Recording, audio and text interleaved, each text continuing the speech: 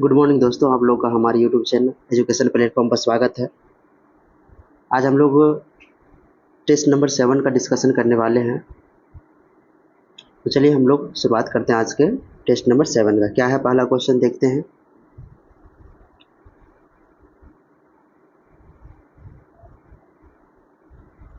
तो चलिए देखते हैं क्वेश्चन क्या सभी है।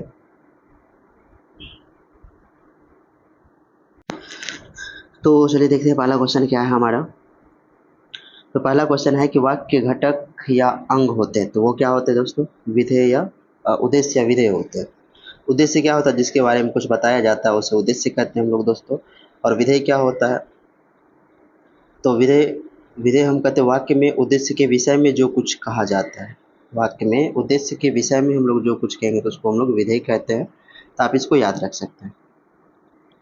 कहते अगला क्वेश्चन है कि जिन वाक्यों में एक उद्देश्य तथा एक विधेय होता है उसे क्या कहते हैं? तो उसे हम लोग दोस्तों कहते हैं सरल वाक्य। क्या कहते हैं उसे हम लोग? सरल वाक्य कहते हैं। इसका ध्यान रखेंगे, ठीक है।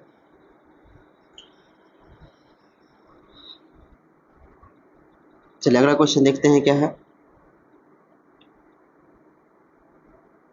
करें कि अभिज्ञ का विलोम शब्द क्या होता है? तो ये होता अनभिज्ञ। क्या होता है दोस्तों? इसका सही आंसर हो जाएगा अनभिज्ञ।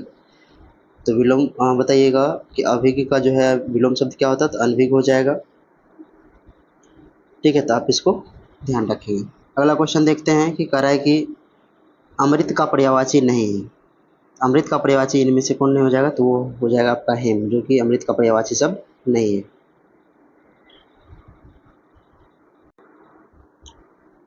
चलिए देखते हैं अगला क्वेश्चन क्या है।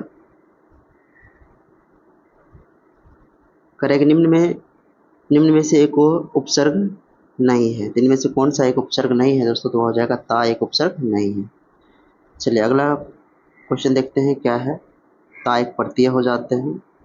अगर एक प्रत्यय लगाने पर साप्ताहिक का रूप बनेगा तो वो बनेगा ऑप्शन नंबर बी हो जाएगा, साप्ताहिक बनेगा, ठीक है। और समास का निक्षेप, समास का अर्थ क्या होता है दोस्तों? तो इसका अर्थ होता है संक्षेप। क्या होता है? संक्षेप होता है। आप इसको ध्यान रखें। कारक निम्न में से एक द्वंद्व समास का उदाहरण नहीं है। इसका द्वंद्व समास का जो उदाहरण है वो आपका जीवन भर नहीं होगा।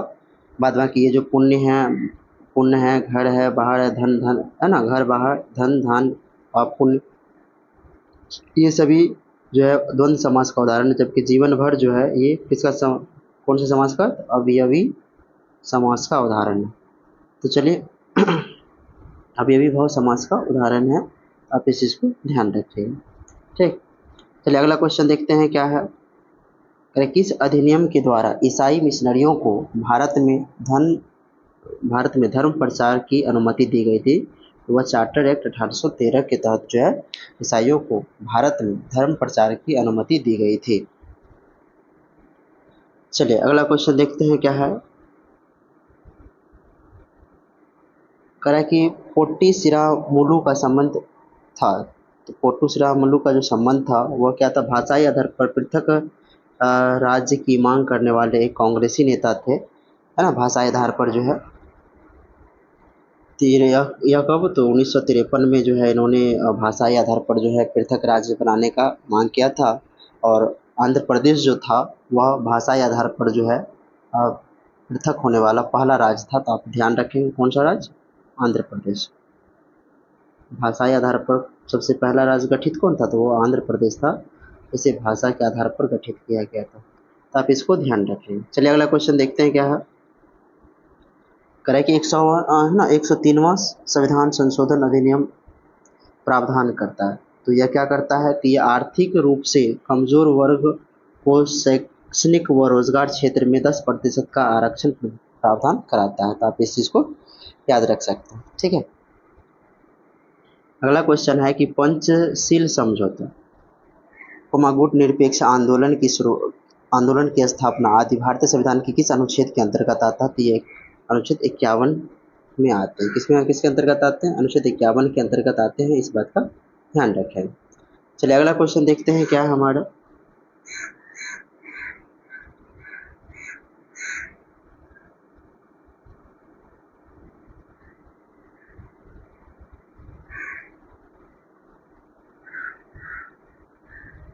आगे जो क्वेश्चन है दोस्तों है कि निम्न में से कौन राज्य कार्यपालिका का हिस्सा नहीं है।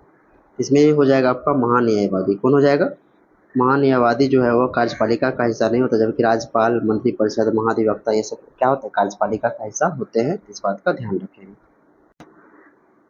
चलिए अगला क्वेश्चन देखते हैं। करें कि बाल कृष्ण समिति का संबंध था। तो बाल कृष्ण समिति का जो संबंध था तो वो दिल्ली के प्रशासनिक ढांचे के पुनर्गठन से संबंधित था। आप इस चीज़ को ध्यान रखेंगे, ठीक है। जो कि आपको ध्यान रखना होगा कि 1987 में जो है दिल्ली के पुनर्गठन के मुद्दे पर विचार करने के लिए जो है ये एस बालकृष्ण समिति का गठन किया गया था, और इस समिति ने दिल्ली को पूर्ण राज्य का दर्जा देने की जो है लोकप्रिय मांग की खारिज कर दिया था, और कह रहा है कि आप इस चीज़ को ध्यान रख सकते हैं, ठीक है। चलिए आगे देखते हैं क्या क्वेश्चन हमारा। कह रहा है कि निम्न में से किस अनुच्छेद का अब तक 100 से अधिक बार प्रयोग किया जा चुका है? तो अनुच्छेद 356 का जो है अभी तक 100 से अधिक बार उपयोग हो चुका है। अगला क्वेश्चन है कि 1907 में एक रॉयल आयोग का गठन किसकी अध्यक्षता में किया गया? तो एक 1907 में जो है रॉयल आयोग का जो गठन किया गया था वो हाउ हाउस के अध्यक्षता में किया गया था। तो आप इस चीज़ को ध्यान रखिएगा। जो रॉयल आयोग लाया गया था तो ये स्थानीय स्वशासन संस्थाओं को बढ़ावा देने के लिए लाया गया था। रॉयल आयोग की जो नियुक्ति से जो है स्थानीय स्वशासन संस्थाओं को बढ़ावा मिला था। अगला क्वेश्चन है कि राष्ट्रीय गौरव का अनादर करने के लिए सजा प्राप्त व्यक्ति कितने वर्षों तक लोकसभा व राज्य विधानसभा का चुनाव लड़ने में अयोग्य होगा? तो वह 6 वर्षों तक। कितने? 6 वर्षों की बात करते हैं। जैसे राष्ट्रीय गौरव अनादर की बात करेंगे, जैसे राष्ट्रगान को बीच में रोक देना, राष्ट्रीय झंडे का अनादर करना, ये अगर इस तरह का अपराध अगर किसी व्यक्ति पर लगा हो तो उसे जो है लोकसभा और राज्यसभा चुनाव लड़ने से जो है 6 वर्ष के लिए रोक दिया जाएगा, ठीक है। अगला क्वेश्चन देखते हैं क्या है। क्या निम्न में से कौन दिए गए विकल्पों में वरीयता अनुक्रम में सबसे ऊपर होंगे? तो वरीयता क्रम में जो सबसे ऊपर होंगे दोस्तों वो क्या होंगे? भारत रत्न से सम्मानित जो है व्यक्ति ये हो जाएंगे। उसके बाद आपका राष्ट्रपति, जैसे राष्ट्रपति है, उपराष्ट्रपति है, प्रधानमंत्री, ये सब एक वरीयता का क्रम हो जाएगा। इस चीज़ को आप याद रख सकते हैं, ठीक है। अगला क्वेश्चन देखते हैं क्या है। करे विषम को चुने। तो इसमें जो विषम हो जाएगा दोस्तों आपका ऑप्शन नंबर डी हो जाएगा, विषम हो जाएगा, क्योंकि सभी जो है 45 डिग्री एंगल पर है, जबकि सीधा 180 डिग्री एंगल पर, मतलब 180 डिग्री एंगल पर है। तो इसका जो ऑप्शन नंबर डी हो जाएगा, जो बिल्कुल अलग हो जाएगा। अब इस क्वेश्चन में देखते हैं क्या है। चलिए देखिए इस क्वेश्चन में क्या है कि जैसे कह रहा है कि यहाँ पर जो खाली स्थानों पर क्रमवार रखने पर अक्षर श्रृंखला जो है पूरा हो जाएगा। तो वह क्या हो जाएगा? जैसे ए बी सी है, ए बी सी, इसका जो सही ऑप्शन हो जाएगा दोस्तों वह हो जाएगा आपका रख के देखते हैं। जैसे ए बी सी है ना, और ए बी सी, और यहाँ पर डी हो जाएगा। अगर यहाँ डी रखते हैं, ठीक है, तो यहाँ डी है आया है, तो उसके बाद जो है ए बी सी पूरा हो जाएगा। तो मतलब ए बी सी, और फिर यहाँ पर जो है आपका सी है तो यहाँ सी आ जाएगा, ठीक है। तो सी, उसके बाद डी ए बी आ जाएगा। उसके बाद यहाँ पर बी है तो यहाँ भी क्या आ जाएगा? बी आ जाएगा। तो बी सी डी है। तो मतलब इस तरह का ये ऑर्डर बन रहा है। तो मतलब D A C A B, D A C A B. तो ऑप्शन नंबर इसका क्या हो जाएगा? बी इसका सही आंसर हो जाएगा दोस्तों, ठीक है। आप इसको याद रखेंगे। चलिए अगला क्वेश्चन देखते हैं क्या है। अगला क्वेश्चन कह रहा है कि यदि गणेशन को ये इस तरह से लिखा जाता है, तो मतलब अगर आप देखो तो यहाँ पर ई है और यहाँ भी ई है, तो मतलब बीच वाले शब्द में है। और उसके बाद देख रहे हैं कि यहाँ जो है लिखा गया है तो एस ए एन को पहले लिख दिया गया, मतलब उसको उल्टा करके लिखा गया। उसी तरीके से हम लोग इसको भी लिख सकते हैं। तो पी तो रहना ही है, इसको पहले लिखना है, तो ये क्या हो जाएगा? तो ये आपको हो जाएगा जैसे एन ए एस था तो यहाँ पर एन पहले, तो मतलब टी एस ई पहले लिखा जाएगा, टी एस ई, ठीक। समझे। और उसके बाद जो है TSE हो गया, और उसके बाद इसको लिखेंगे हम लोग तो NAG हो जाएगा, सॉरी क्या हो जाएगा, JAR हो जाएगा, क्या हो जाएगा JAR, सॉरी यहाँ जो है क्या हो जाएगा, यहाँ पर JAR हो जाएगा, क्या हो जाएगा JAR हो जाएगा। इसका जो सही ऑप्शन हो जाएगा वो आपका कौन सा हो जाएगा, ऑप्शन नंबर जो है, इसका सही ऑप्शन नंबर हो जाएगा D, आप ध्यान रखेंगे इसको, ठीक है। चलिए अगला देखते हैं क्वेश्चन क्या है। फिर जहाज का संबंध कप्तान से है तो अखबार का संबंध किससे हो जाएगा, तो संपादक से हो जाएगा।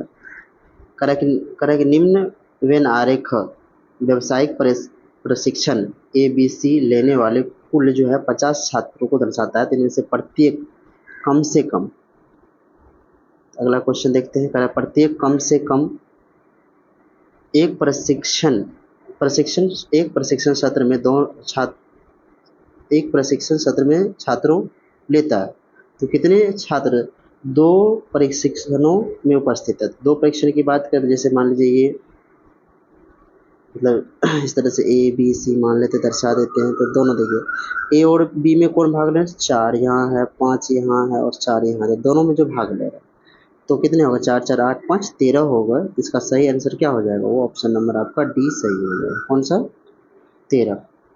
अगला क्वेश्चन कह रहा है कि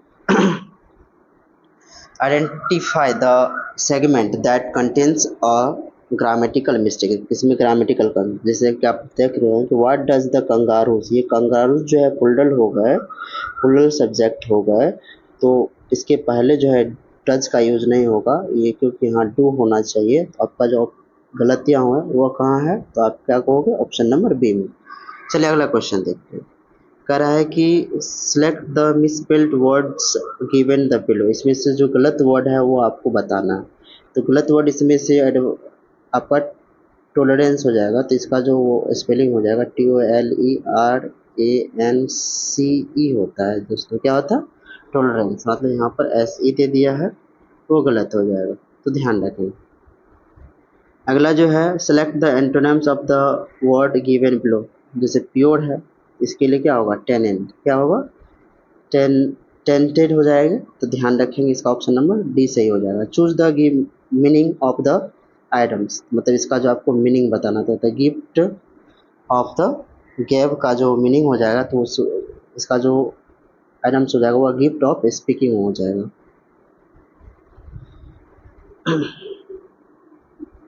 choose the correct voice of the sentence given below, तो मतलब इसमें आपको वॉइस बताना है। Correct who teach you English, तो मतलब यहाँ पर हो जाएगा आपको, तो जब इसमें हु से स्टार्ट हो तो उसमें बाय होम का यूज करेंगे, by whom are you taught English हो जाएगा, इसका यानी कि ऑप्शन नंबर B सही हो जाएगा। अगला क्वेश्चन है कि आइडेंटिफाई, चलिए अगला क्वेश्चन है कि identify the conjunction given in the sentence he is rich therefore he is helpful, इसमें जो कंजक्शन है वो आपका देयरफॉर हो जाएगा,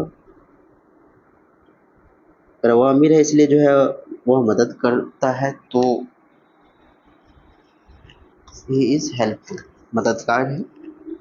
तो कहते हैं कि choose the correct preposition in the sentence, इसमें जो करेक्ट प्रीपोजिशन है वो आपको बताना है। अनु स्टैंडिंग, अनु खड़ी है कहाँ पर, तो नेहा और सस्ती के बीच में, तो मतलब यहाँ पर जो है क्या हो जाएगा बिटवीन हो जाएगा, क्या हो जाएगा दोस्तों, यहाँ ये बिटवीन हो जाएगा, इस चीज़ को आप ध्यान रखिएगा। ऑप्शन नंबर क्या हो जाएगा C इसका सही आंसर हो जाएगा। ठीक, चलिए अगला क्वेश्चन देखते हैं। कह रहा है कि fill the missing words in the blank, तर it is time for T dash taken, तो टू बी टेकन हो जाएगा, ये वॉइस का है, तो इट इज से जैसे स्टार्ट हो तो उसके लिए हम लोग इसमें 4 प्लस है ना ऑब्जेक्ट प्लस टू बी और प्लस V3 का यूज़ करते हैं, तो ध्यान रखेंगे।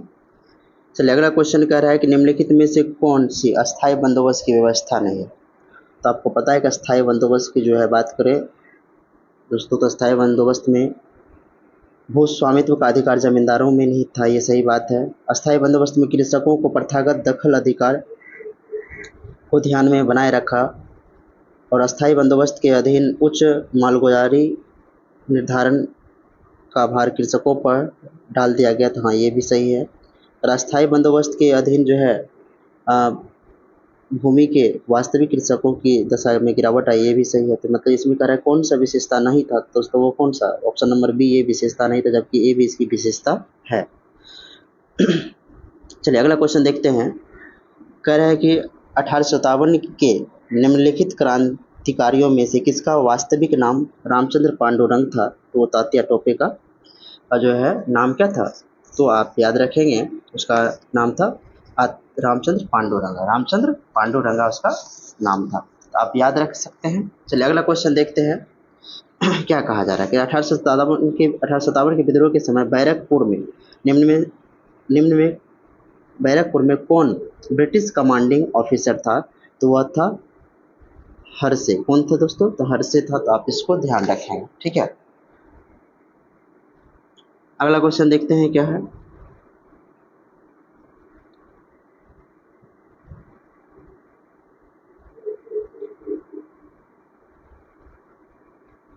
कहा जा रहा है कि इनमें से किस प्रसिद्ध समाज सुधारक ने ज्ञान योग, कर्म योग और राजयोग नामक पुस्तकें लिखी। तो वह स्वामी विवेकानंद लिखे थे।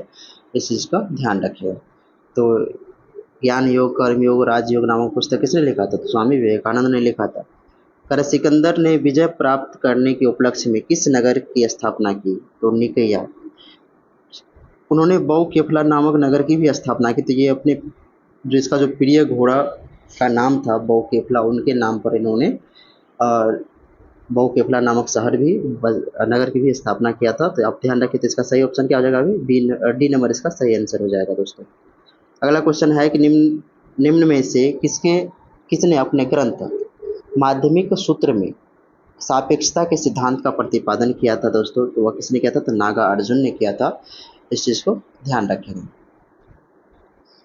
अगला क्वेश्चन है कि सन 1442-43 में अब्दुल रज्जाक ने किस राजवंश के शासक शाहरुख के राजदूत के रूप में विजय नगर साम्राज्य का दौरा किया था। तो वह क्या हो जाएगा दोस्तों, तो वह हो जाएगा तैमूर। कौन सा, तैमूर राजवंश हो जाएगा। कौन सा हो जाएगा इसका सही आंसर, वो हो जाएगा आपका तैमूर राजवंश, इसका सही आंसर हो जाएगा।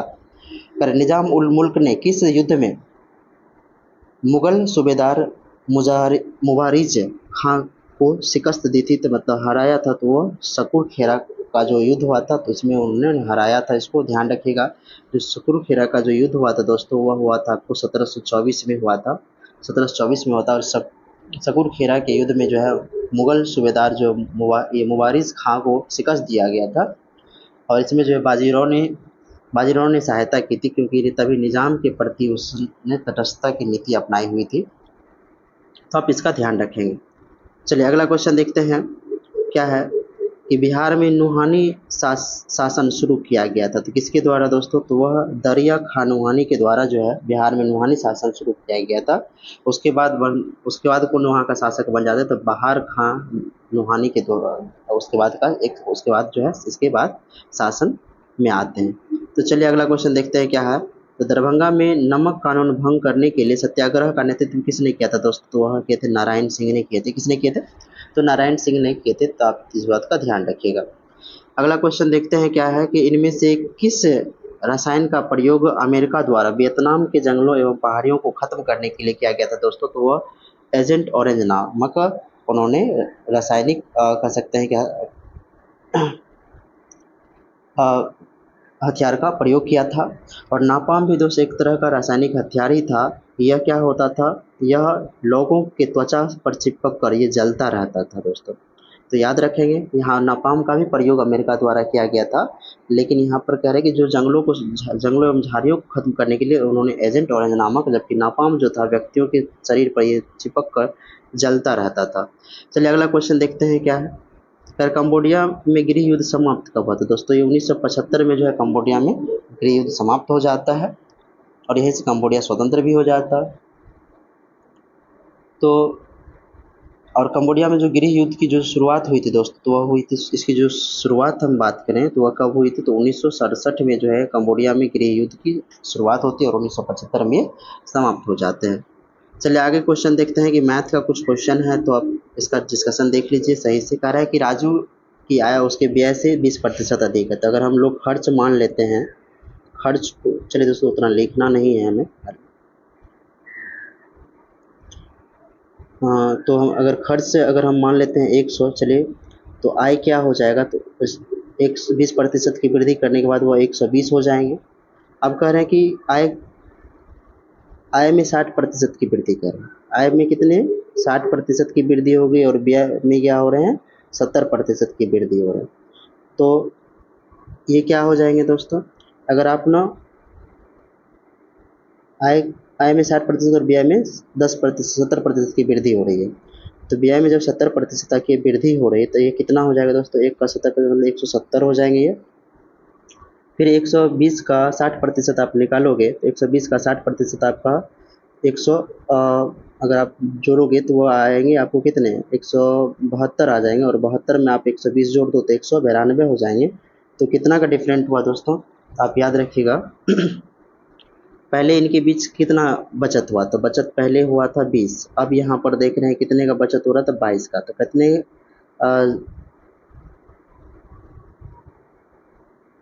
तो 8, सॉरी दोस्तों यहाँ पर मिस्टेक हो रहा है घटाने में, यहाँ 7 2 9, ठीक है 22 का हो रहा है। तो कितने का वृद्धि हुआ, तो 2 की वृद्धि हो रही है, कितने की 2 की। तो कितना में, तो पहले था 20, अब जो है 2 की वृद्धि हो रही है, तो मतलब कट जाएगा 100, 20 पंचे 100 हो जाएगा। तो मतलब ये 5 गुना 10 कितने की वृद्धि हो रही है दोस्तों, तो इसमें जो है 10 की वृद्धि हो जाएगी, आप लोग ध्यान रखिए।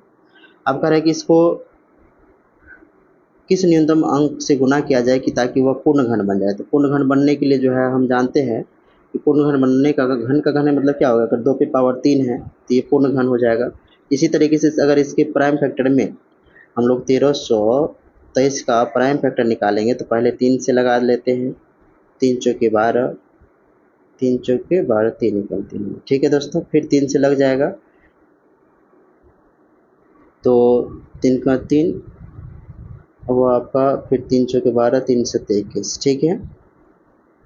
फिर 3 से लग जाएगा दोस्तों, 3 से लग जाएगा, 3 चौके 12, 3 नंबर 27। तो देख रहे हैं कि अब जब लगाते हैं तो 7 7 आते हैं। किसका किसका पूर्ण घन नहीं मिला, इसका तो पूर्ण घन मिल रहा है लेकिन इसका पूर्ण घन नहीं मिल रहा है, इसका मतलब 7 से गुना कर देंगे इसको तो ये पूर्ण घन बन जाएगा, ठीक है दोस्तों। तो यहाँ पर इसका सही आंसर क्या हो जाएगा, तो आपका हो जाएगा ऑप्शन नंबर डी, इसका सही हो जाएगा।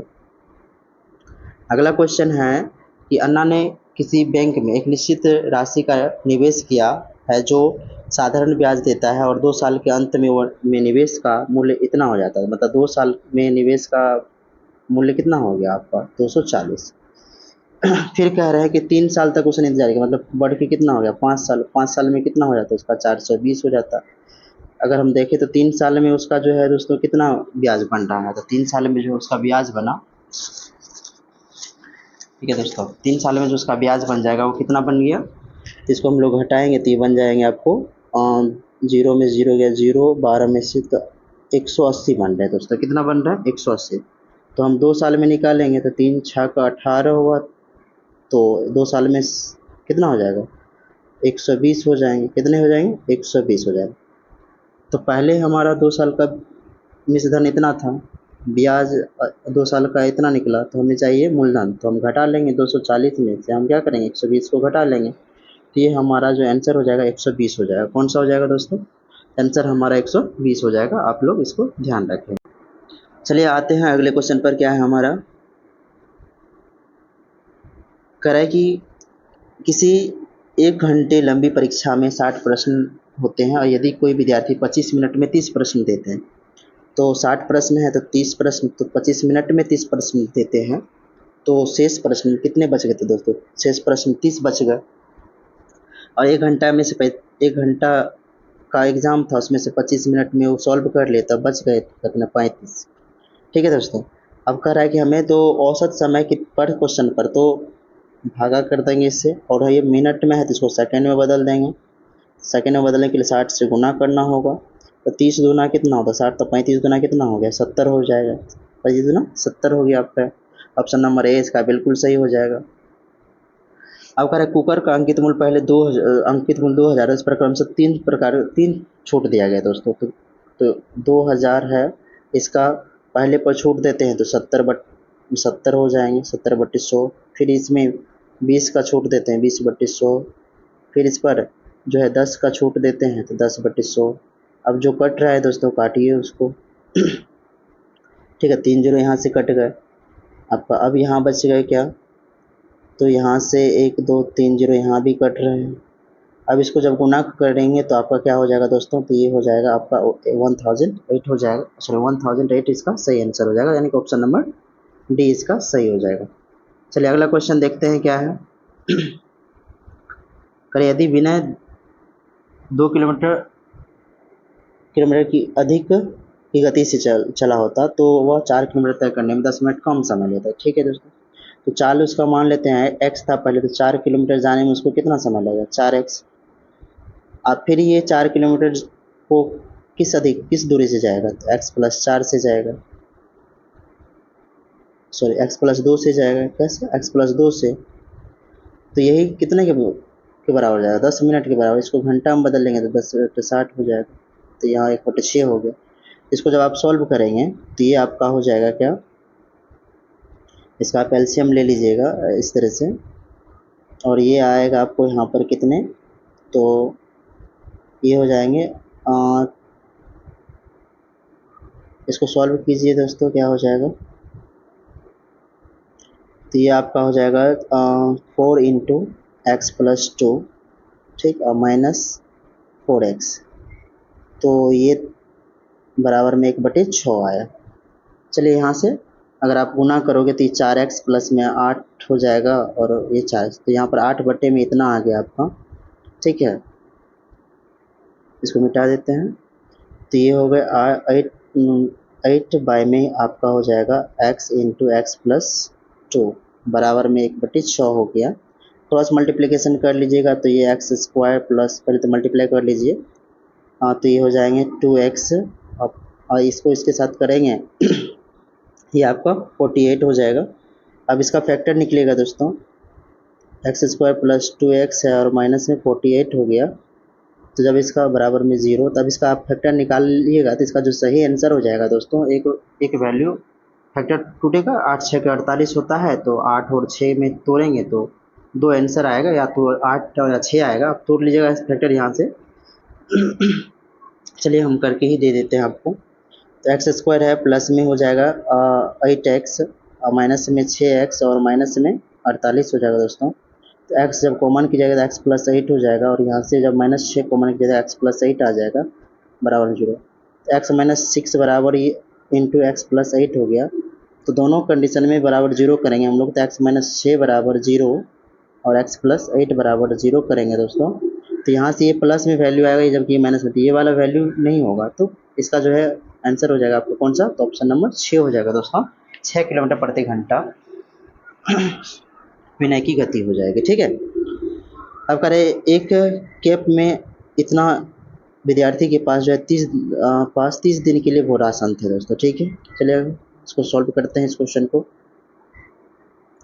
एक कैंप में जो है 180 विद्यार्थियों के लिए जो है 20 दिन का खाना था, तो इसको आप बना लो। आपको पूछा है D2 मतलब कितने विद्यार्थी छोड़कर चले जाते, पहले हमें M2 चाहिए, तो हम लोग पहले M2 निकाल लेते हैं, कितने आदमी के लिए 25 दिन का खाना होगा, तो वह जो है 180 × 20/25, तो 5 से काटिए, 5 के 20, 5 से 25, 5 से कट रहे हैं 30, तो ये हो गए 30 के 120 हो गए, सॉरी 5 से काटे, 5 × 15, 5 6 के 30, सॉरी, तो ये हो जाएंगे 36 आ गए। ठीक है, तो ये हो गया, और 6 चौके 24, 6 चौके 24, और 4 × 12, 2 14, 144 हो गए, 144 हो गए। तो 180 में से 144 को घटा लीजिए दोस्तों, 180 में से 144 को आप क्या करो, घटा लो, तो कितने हो जाएंगे, 36 कितने हो जाएंगे, तो 36 विद्यार्थी को छोड़कर चले जाने से क्या होगा, वह जो राशन है वो जो पहले 20 दिन तक चलता था वो कितने दिन तक चलेगा, 25 दिनों तक चलेगा। इसका ऑप्शन नंबर ए सही हो जाएगा। अगला क्वेश्चन है दोस्तों आपका क्या, तो कोई चीज़ शंकु में बदला जाए तो आयतन तो बराबर होंगे इसका, तो चलिए देखते हैं। शंकु का बेलन का आयतन क्या होता है, πr² h होते हैं दोस्तों, अब बराबर में ये हो जाएंगे 1/3 पाई पाई आर स्क्वायर एच। तो दोनों के लिए तो आर तो सेम ही रहेंगे, तो काट देते हैं। ठीक है, तो पाई और पाई भी कट जाएगा, तो इधर हो गया आपको कितने, इधर उसकी ऊंचाई है 20 बराबर में इधर हो गए 1/3 गुना में, हाँ उसका दुगुना तो 40। इसको इधर ले आइए दोस्तों, तो ये भागा में इधर आएगा तो गुना, तो यानी 60 बराबर में कितने हो जाएंगे 40। इसका रेशियो ले लेते हैं हम लोग, तो 20 दूना 20 या 60, 20 दूना 40, तो 3:2 में आया, 3:2 में आया, तो कितना का वृद्धि हुआ, तो 1 का और 1/3 हो जाएगा जो पहले बेलन का था, और गुना में 100%। तो जब इसे आप भागा करोगे तो ये 33.33% आ जाएगा। तो ध्यान रखिएगा, इसका सही आंसर क्या हो जाएगा, ऑप्शन नंबर डी हो जाएगा। चलिए अगला क्वेश्चन देखते हैं। कह रहा है कि अल्फा प्लस बीटा 8 दिया हुआ है, अल्फा प्लस बीटा आपको क्या दिया हुआ 8 दिया हुआ, और अल्फा माइनस बीटा क्या दिया है दोस्तों, तो आपको 2 दिया है। तो यहाँ पर इन दोनों को सॉल्व कीजिएगा तो 2 अल्फा बराबर क्या हो जाएगा 10 हो जाएगा, तो अल्फा बराबर 5 हो गया। जब अल्फा बराबर 5 हो गया तो बीटा बराबर कितने हो जाएंगे दोस्तों 3 हो जाएंगे, और इन अल्फा इंटू बीटा निकाल लीजिए, अल्फा इंटू बीटा निकालिएगा तो क्या होता है आपका, तो 5 दिया 15 हो जाएंगे। ठीक है, तो हम अब द्विघात समीकरण के लिए हम लोग फार्मूला क्या जानते हैं दोस्तों, तो द्विघात समीकरण के लिए आप याद रखिएगा, द्विघात समीकरण के लिए जो फार्मूला होता है वो होता है x square minus alpha plus beta into x, आप प्लस में अल्फा इंटू बीटा होता है दोस्तों। तो एक्स स्क्वायर तो रहेगा ही, माइनस अल्फा प्लस बीटा का वैल्यू आपको 8 है, तो 8x हो जाएगा, प्लस अल्फा इंटू बीटा कितना निकला था दोस्तों 15 निकला था। तो इसका जो क्या हो गया x square minus 8x plus 15, तो आपका जो ऑप्शन नंबर ए जो है वो सही हो जाएगा। ठीक है, तो आप इस चीज़ का ध्यान रखिएगा। ठीक है, चलिए तो अगला क्वेश्चन देखते हैं। कह रहा है कि 0 इतना इतना से अंकों से बनने वाले, तो हमें चाहिए 3 अंक की संख्या चाहिए। ठीक है दोस्तों, क्या चाहिए, तो 0 तो रख नहीं सकते यहाँ पर, तो इसके बाद जो है कितने अंक है, तो यहाँ 5 है। फिर अगर हम लोग दूसरे से दहाई के स्थान की बात करें तो यहाँ पर जो है, तो 5 को पहले ही रख चुके हैं, तो यहाँ पर ये 5 फिर से 5 संख्या आ जाएंगे, और इकाई के स्थान पर जो है यहाँ पर आपका तो 2 जगह तो संख्या रखी गई है, और उसमें अब कितने हो जाएंगे आपको 4, तो 4 तो 6 तो हो ही गया संख्या। इसको गुना कर लीजिए, कितना हो जाएगा 5 25 चौके 100, कितना हो जाएगा तो 100 इसका सही आंसर हो जाएगा, आपका ध्यान रखिएगा। चलिए अगला देखते हैं। अगला क्वेश्चन कह रहा है कि निम्नलिखित सूची को आप मिलाओ। ठीक है, तो जैसे दक्कन ट्रैप जो है दोस्तों वो कहाँ है आपका, आपको याद रखना है, ये जो दक्कन ट्रैप है वो आपको कहाँ पर, तो ये क्रेटिसियस अधीन है ना, नूतन हो जाएगा। पश्चिमी घाट जो है आपका, पश्चिमी घाट जो है उत्तर नूतन में है, जबकि अरावली जो है वो आपका प्री कैम्ब्रियन में है, और नर्मदा ताप्ती जल और निक्षेप जो है वह अत्यंत नूतन में है। तो इसका जो ऑप्शन नंबर है तो 1 का सी है ऑप्शन नंबर, और आपका 2 का ए है, तो ऑप्शन नंबर जो है बी इसका बिल्कुल सही आंसर हो जाएगा। चलिए अगला क्वेश्चन देखते हैं क्या है। कह रहे हैं कि निम्नलिखित में जो है आपको निम्नलिखित नेशनल पार्कों में से किस एक की जलवायु उष्णकटिबंधीय से उपोष्ण शीतोष्ण और आर्कटिक तक परिवर्तित होती है, तो वह कौन होता है, तो नामदफा। जो नामदफा है वो आपका कहाँ है, तो अरुणाचल प्रदेश में। कहाँ है दोस्तों, तो अरुणाचल प्रदेश में ये है। जबकि नंदा देवी की बात करेंगे तो ये नंदा देवी आपका उत्तराखंड में है। कंचनजंगा कहाँ है दोस्तों, तो ये जो है आपको सिक्किम में है। कहाँ दोस्तों, सिक्किम में है। जबकि नेवरा वैली जो है आपको ये पश्चिम बंगाल में, कहाँ पर, पश्चिम बंगाल में, तो ध्यान रखिए। चलिए अगला क्वेश्चन है कि मृदा के पोषण तत्व पोटेशियम का कार्य है, तो वो क्या, उसका क्या काम होता है दोस्तों, रोग प्रतिरोधक क्षमता बढ़ाना और पानी का उचित अवशोषण। उसके बाद है कि ये फर्टिगेशन विधि से सिंचाई की आधुनिक खोज किस देश में हुआ है, तो दोस्तों ये हुआ है, आपको ध्यान रखिएगा। इसका जो सही आंसर हो जाएगा वो दोस्तों हो जाएगा इजराइल। कौन हो जाएगा, तो इजराइल इसका सही आंसर हो जाएगा, आप इसका ध्यान रखिएगा। ठीक है, चलिए अगला क्वेश्चन देखते हैं क्या है। ये जो आपको विधि होता है, ये जो आपका फर्टिगेशन का, तो ये क्या होता है, ड्रिप सिस्टम द्वारा जो है एक सिंचाई किया जाने वाला विधि होता है। इसमें जो है पानी की उर्वरक मतलब इसमें जो है पानी में ड्रिप सिंचाई द्वारा सिस्टम द्वारा सिंचाई के पानी में क्या किया जाता है, उर्वरक को मिलाया जाता है। अगर भूतल पर बिंदु को उद्गम केंद्र के समीप होता है, अगर भूतल पर बिंदु जो उद्गम केंद्र के समीप होता है वह क्या कहलाता है, वह आपका अधिकेंद्र कहलाता है। और सबसे पहले भूकंप के झटके जो है यहीं पर हम लोग को महसूस होते हैं, आप इस चीज़ को ध्यान रखिएगा। चलिए अगला क्वेश्चन देखते हैं क्या है। कह रहा है, अगला क्वेश्चन है आपका कि भूतापीय ऊर्जा का शीर्ष उत्पादक देश है दोस्तों, तो वह हो जाएगा आपका अमेरिका हो जाएगा पहले स्थान पर, दूसरे स्थान पर आपका इंडोनेशिया हो जाएगा, तीसरे स्थान पर फिलीपींस हो जाएगा, चौथे स्थान पर आपका तुर्की हो जाएगा। तो इसका जो सही आंसर हो जाएगा वो कौन सा हो जाएगा, यूएसए हो जाएगा। अगर 2011 की जनगणना के अनुसार जो है बिहार की जनसंख्या का घनत्व कितना है दोस्तों, तो वह 1106 व्यक्ति प्रति वर्ग किलोमीटर है, इस बात का ध्यान रखिएगा।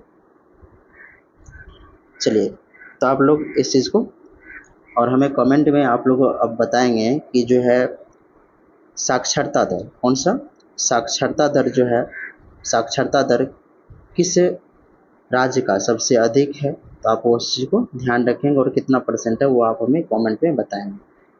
और साथ ही साथ बिहार के किस जिला का साक्षरता दर सबसे अधिक है और सबसे न्यूनतम साक्षरता दर किस जिला का है, आप लोगों को कमेंट में हमको बताएंगे। ठीक है, ये क्वेश्चन हम आप लोगों को कल देखेंगे। चलिए तो अगला क्वेश्चन देखते हैं क्या है। अगला क्वेश्चन है आपका, कह रहा है कि समस्त बिहार में आर्द्रता न्यूनतम किस माह में होता है, तो वो दोस्तों आपका अप्रैल माह में होता है, तो आप इस चीज़ को ध्यान रखिएगा। जैसे राजगीर के ब्रह्मकुंड का औसत तापमान जो होता है दोस्तों वह 87 डिग्री सी होता है, तो आप इस यहाँ पर ध्यान रखें। ठीक है, निम्नलिखित में से किस समिति का संबंध जो है चुनाव सुधार से है, तो वह दिनेश गोस्वामी समिति का जो है संबंध है दोस्तों वह चुनाव सुधार से है, तो आप इस चीज़ को ध्यान रखिएगा। ठीक है, अगला क्वेश्चन देखते हैं क्या है हमारा, तो आप इस चीज़ को ध्यान रख सकते। और ये दिनेश गोस्वामी समिति कब लाया गया था, तो 1990 में ये लाया गया था, तो आप ध्यान रखें। अगला है कि इंद्रधनुष योजना का संबंध किससे है दोस्तों, तो वह सार्वजनिक बैंकों और सार्वजनिक क्षेत्र के बैंकों से है, सार्वजनिक क्षेत्र के बैंकों से है। और इसकी जो शुरुआत हुई थी इंद्रधनुष योजना की, तो ये 2015 में हुआ था, आप इसको ध्यान रखें। ठीक है, चलिए अगला क्वेश्चन है, बंद अर्थव्यवस्था वह अर्थव्यवस्था जिसमें न तो निर्यात होता है और न ही आयात होता है दोस्तों, इसका ऑप्शन नंबर डी सही हो जाएगा। निम्नलिखित में से किस प्रधानमंत्री द्वारा उदारीकरण, निजीकरण और भूमंडलीकरण की नई आर्थिक नीति अपनाई गई थी दोस्तों, तो वह कौन थे, तो पीवी नरसिम्हा थे। और इस समय जो है ये तो 1990 में, कितना में 1900 सॉरी तो ध्यान रखेंगे 1991, कितना 1991 में जो है दोस्तों क्या हो जाएगा, 1991 में ही ये जो है आपका नई आर्थिक नीति जो है जुलाई 1991 में लागू की गई थी। इसके द्वारा, तो पीवी नरसिम्हा राव के द्वारा। और इस समय जो वित्त मंत्री थे वह आपको मनमोहन सिंह थे। कौन थे दोस्तों, मनमोहन सिंह थे उस समय वित्त मंत्री। ठीक है, आप इस चीज़ को ध्यान रखें। प्रथम पंचवर्षीय योजना जो है वह उसकी प्राथमिकता क्या थी, तो कृषि का विकास था दोस्तों। और ये किस मॉडल पर आधारित है, तो हेरोड डोमर मॉडल पर जो है ये आपका हेरोड डोमर मॉडल पर आधारित है। और प्रथम पंचवर्षीय योजना जो चला था दोस्तों वो 1951 से लेकर 1956 तक चला था। ठीक, ये इसका ये समय हो गया। आगे चलते हैं, देखते हैं क्या है। कह रहा है कि गांधीवादी योजना का विचार किसने प्रस्तुत किया था दोस्तों, तो ये श्रीमन नारायण अग्रवाल ने गांधी योजना विचार का प्रस्तुत किया था। आप इस चीज़ को ध्यान रखें। तो इन्होंने यह योजना दिया कब था, तो 1944 ईस्वी में ये योजना उन्होंने दिया था, गांधीवादी योजना। तो आप ध्यान रखेंगे इस चीज़ को। और इस योजना में कृषि क्षेत्र और लघु कुटीर उद्योग के विकास पर बल दिया गया था। अगला क्वेश्चन है कि भारत में नियोजित विकास योजना की जो है रूपरेखा प्रस्तुतिकरण जयप्रकाश नारायण द्वारा कब किया गया था दोस्तों, ये 1950 में किया गया था। कब किया गया था, तो 1950 में किया गया था। और इसे हम लोग सर्वोदय योजना के नाम से भी जानते हैं। कौन सी योजना, तो सर्वोदय योजना का संबंध किससे है, तो जयप्रकाश नारायण से है, तो आप इस चीज़ को ध्यान रखेंगे। ठीक है, और इस योजना में जो है आपको कृषि एवं कृषि पर आधारित लघु एवं कुटीर उद्योग पर बल दिया गया था। तो आप ध्यान रखें। करेक्ट, नीति आयोग के विषय में निम्नलिखित में से कौन सा कथन सही नहीं है? तो इसका गठन योजना आयोग के स्थान पर, हाँ बिल्कुल ये सही है। इसका पदेनिर्देशक प्रधानमंत्री होता है, ये भी सही है। इसका गठन 1 जनवरी नहीं दोस्तों, इसका 1 जनवरी, इसका जो गठन है वह 1 जनवरी जो है 2015 में हुआ। कब हुआ? 2015 में हुआ था, इसका ध्यान रखें। तो इसका कौन सा ऑप्शन गलत हो जाएगा दोस्तों? वो ऑप्शन नंबर सी इसका गलत हो जाएगा। उसके बाद कह रहा है कि समस्थानिकों के संदर्भ में निम्नलिखित में से कौन सा कथन सत्य नहीं है? तो सभी किसी भी तत्व के समस्थानिक आवर्त सारणी में एक ही स्थान, हाँ ये भी बिल्कुल सही है। किसी भी तत्व के समस्थानिकों के भौतिक गुण प्राय समान होते नहीं दोस्तों, समान नहीं होते, अलग अलग होते हैं। ऑप्शन नंबर जो भी है आपका वो गलत हो जाएगा। चलिए अगला क्वेश्चन देखते हैं। करके विद्युत संयोजक यौगिकों यानी कि आयनिक यौगिकों के द्रव्यनांक और क्वथनांक कुछ होते हैं, क्योंकि इनमें जो है क्या होता है दोस्तों, मजबूत अंतराण्विक आकर्षण बल होता है। इस बात का ध्यान रखिएगा। करा है अगला क्वेश्चन है आपका दोस्तों कि एवोगाड्रो की परिकल्पना के अनुसार यदि समान ताप और दाब पर गैसों का आयतन भी व गैसों के मोलों की संख्यान हो तो निम्न में से कौन सा कथन सत्य हो जाएगा?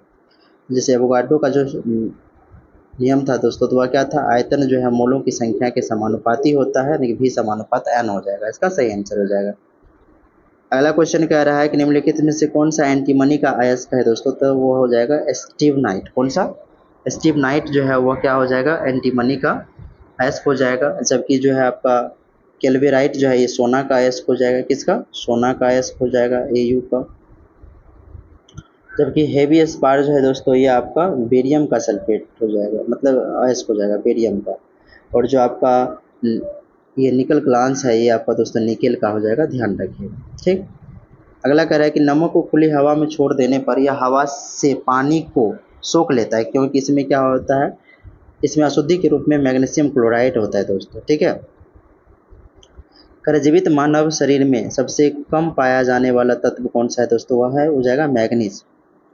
करेक्ट। कार्बन टेट्राक्लोराइड को अन्य किस नाम से जाना जाता है? तो पायरीन के नाम से जाना जाता है, इसको ध्यान रखिए। अगला क्वेश्चन है कि साबुन निर्माण में होने वाली अभिक्रिया साबुनीकरण कहलाती है। मूलतः साबुन किसके सोडियम लवण होते हैं? तो दोस्तों वह होता है दीर्घ श्रृंखला वाले मोनोकार्बनिक अम्ल के सोडियम लवण होते हैं दोस्तों, तो याद रखिएगा। अगला कह रहे हैं कि हवाई जहाज के टायरों को चौड़ा करने में निम्नलिखित में से कौन सी गैस प्रयुक्त होती है? तो वो आपका हो जाएगा नाइट्रोजन गैस। कौन सा तो गैस हो जाएगा दोस्तों? तो नाइट्रोजन गैस इसका बिल्कुल सही आंसर हो जाएगा, आप ध्यान रखिएगा। चलिए अगला क्वेश्चन देखते हैं। निम्नलिखित में से कौन सी कोशिकीय अपशिष्ट है? तो वो आपका CO2 जो है वो कोशिकीय अपशिष्ट हो जाएगा, तो ध्यान रखें। कौन सा गैस? तो CO2। निम्नलिखित में से किस प्रक्रिया के कारण समुद्र का पानी नीला दिखाई पड़ता है? तो वो प्रकीर्णन के कारण हमें जो है नीला दिखाई पड़ता है, इस चीज़ को ध्यान रखिएगा। ठीक है। अगर हम लोग अंधेरे में किसी चीज़ को देख पाते हैं वो भी किस क्रिया के द्वारा? तो प्रकीर्णन क्रिया के द्वारा ही हम लोग देख पाते हैं। ठीक है। चलिए अगला चीज़ें देखते हैं क्या है कि लेंस की फोकस दूरी और अपवर्तनांक और वक्रता त्रिज्या में संबंध क्या होता है? तो 1/f बराबर μ-1 इंटू 1/r1 प्लस 1/r2 होता है। आपका ऑप्शन नंबर ए इसका बिल्कुल सही आंसर हो जाएगा। चलिए अगला क्वेश्चन देखते हैं क्या है दोस्तों। अगला क्वेश्चन है कि फ्रीज में फ्रियोन द्रव एक वाष्पक कुंडली में भरी रहती है जो वाष्पीकृत होकर ठंडक उत्पन्न करती है। तो यह वाष्पक कुंडली किसका बना होता है? तो वह तांबा का बना होता है। किसका बना होता है? तांबा का बना होता है। ऑप्शन नंबर इसका बिल्कुल सी जो है सही हो जाएगा, आप ध्यान रखें। अगला क्वेश्चन कहते हैं लेंस की क्षमता का मात्रा क्या होता है? तो ये डायोप्टर होता है, यानी कि ये जो P बराबर 1/f फार्मूला होता है, इसकी ध्यान रखिएगा। चलिए अगला देखते हैं क्वेश्चन क्या होता है। करेक्ट। निम्नलिखित में से किस नियम के अनुसार किसी वस्तु की इकाई तल से उत्सर्जित विकिरण ऊर्जा की दर E उसके देखते हैं अगला क्वेश्चन क्या है, उसके परम ताप के चौथे घात के अनुक्रमानुपाती होता है। मतलब ई अनुक्रमान है ना, समानुपाती क्या हो जाएगा? T⁴। तो ये किसका नियम था? तो दोस्तों ये स्टीफन का नियम था। अगला क्वेश्चन कह रहा है कि जल में ध्वनि की चाल कितनी होती है? तो 1493 मीटर पर सेकेंड होता है, तो इस चीज़ को ध्यान रखिएगा। तो रेडियो सिद्धांत किस पर आधारित है? तो ये जो है अनुनाद पर आधारित है रेडियो सिद्धांत, आप इसका आप इसको याद रखिएगा, ठीक है। अगर ये क्वेश्चन में पूछे जाए कि जल में जो है आपको याद रखना है कि वायु की जो चाल होगी, मतलब जो वायु की जो चाल होती है ना, तो आप मतलब ये आप याद रखिएगा कि वायु में जो ध्वनि की चाल होती है, वायु में अगर हमसे पूछे कि ध्वनि की चाल कहाँ पर, तो वायु में जब हमसे पूछे जाएंगे कि ध्वनि की चाल क्या होती है, तो वो 332 मीटर पर सेकेंड होती है, ये ध्यान रखिएगा। लोहा में वही 51 है ना, 5130 मीटर पर सेकेंड हो जाएगा। कांच में आपका 5640 मीटर पर सेकेंड हो जाएगा। तो इस चीज़ को आप ध्यान रख सकते हैं। चलिए अगला क्वेश्चन देखते हैं। कह रहा है रेडियो सिद्धांत किस सिद्धांत पर काम, रेडियो किस सिद्धांत पर कार्य करता है, तो अनुनाद पर ये काम करता है, तो ध्यान रखिए। चलिए अगला क्वेश्चन है कि सामान्य श्वसन के दौरान वायु की कितनी आयतन फेफड़े में हर समय भरी हो रहती है, तो वो सॉरी दोस्तों, वो हो जाएगा आपका 1500 ml, ठीक है, मिले लीजिए। और जो है श्वसन क्रिया में आप अगर याद रख सकते हैं, तो मनुष्य में सांस लेने की दर जो है 16 से 20 बार प्रति मिनट होती है। ये बात आप ध्यान रख सकते हैं, 16 से 20 बार प्रति मिनट जो है वह इसका सांस लेने में जो है ना, तो आप इस चीज़ को ये ध्यान रखिएगा। सांस लेने की जो दर होती है, मनुष्य में सांस लेने की दर जो है 16 से 20 जो है 20 बार प्रति मिनट होती है। अगला क्वेश्चन है कि सबसे पहले डीएनए की खोज किसने किया था, तो वो किया था फ्रेडरिक मिशर ने किया था। और यह किया कब था, तो 1869 में इन्होंने किया था। चलिए अगला क्वेश्चन देखते हैं क्या है। निम्नलिखित में से कौन सा अलैंगिक प्रजनन का एक उदाहरण प्रकार नहीं है। अलैंगिक, जबकि बाइनरी फिजन, मुकुलन और विखंडन, ये तो अलैंगिक है, तो पर निषेचन आपका नहीं होगा, तो आप ध्यान रखिएगा, ठीक। ऑप्शन नंबर ए इसका सही हो जाएगा। पेयजल में कोलिफॉर्म की उपस्थिति किसका लक्षण है, तो वो मानव अपशिष्ट से संदूषण है दोस्तों। क्योंकि ये जो है कोलिफॉर्म जो है जीवाणु जो है ये क्या होते हैं, जो मनुष्य के आंत में पाए जाते हैं, तो आप इस चीज़ को ध्यान रखिएगा। करिए पर्यावरण अध्ययन के संदर्भ में CER किससे संबंधित है, हो जाएगा, तो ये हो जाएगा दोस्तों आपका सर्टिफाइड एमिशन रिडक्शन से हो जाएगा, तो इसको ध्यान रखिएगा। अगला कह रहा है कि मकड़ियों में कितनी जोड़ी आंखें होती है दोस्तों, तो इसमें 4 जोड़ी आंखें होती है, मतलब 8 आंख हो जाएंगे। कितने दोस्तों, 8 आंख हो जाएंगे। कह रहा है कि वह आयन जो रुधिर प्लाज्मा में उपस्थित नहीं होता, तो वह कॉपर आयन उपस्थित नहीं होता। कह रहा गन्ने का नासी जीव कौन सा होता है दोस्तों, वह पिंक बोरर होता है, जो कि इस सबको नष्ट कर देता है। कह रहा दुनिया के सबसे बड़े लिथियम भंडार की खोज की गई है, तो कहाँ की गई है, तो दोस्तों साल्टन महासागर में, आप ध्यान रखिएगा, है ना। जो साल्टन महासागर है ये आपको अमेरिका के, है ना, अमेरिका ऊर्जा विभाग ने जो है उसमें कैलिफोर्निया के साल्टन महासागर में दुनिया के सबसे बड़े लिथियम भंडार की खोज किया गया है जनवरी 2024 में। कह रहा है कि मोबाइल ब्रिज सिस्टम सर्वत्र किसके द्वारा लॉन्च किया जा रहा है, तो DRDO के द्वारा दोस्तों। किसके द्वारा किया जा रहा है, तो DRDO के द्वारा जो है ये मोबाइल ब्रिज सिस्टम सर्वत्र, है ना, लॉन्च किया जा रहा है, तो आप ध्यान रखिएगा। अगला क्वेश्चन है कि PM जनमन अभियान का संबंध किससे है दोस्तों, तो वह जनजातियों से हो जाएगा। किससे हो जाएगा, जनजातियों से हो जाएगा।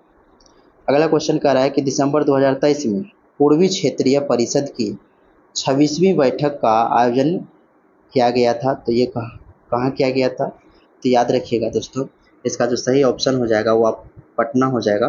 क्या हो जाएगा, पटना हो जाएगा, तो दिसंबर में किया गया था। चलिए अगला क्वेश्चन देखते हैं। ये पूर्वी क्षेत्रीय परिषद में जो है बिहार, झारखंड, पश्चिम बंगाल और उड़ीसा शामिल है। और 100वां क्वेश्चन जो है आपका लास्ट क्वेश्चन जो है दोस्तों, वह है कि 16वें वित्त आयोग के अध्यक्ष के रूप में निम्नलिखित में से किसे नियुक्त किया गया, तो वह किया गया है अरविंद पनगढ़िया को। किसको दोस्तों, अरविंद पनगढ़िया का। तो आज ये आपका 7वें टेस्ट का डिस्कशन हो गया। और हमारा वीडियो आप लोग को कैसे लगा, तो आप लोग कमेंट में अवश्य बताएं। और हमारे चैनल पर जो भी पहली बार आए हैं तो हमारे चैनल को लाइक कर ले, सब्सक्राइब कर ले और बेल आइकन अवश्य दबा ले, जिससे कि हमारे वीडियो का नोटिफिकेशन आपके पास तुरंत पहुंच जाए।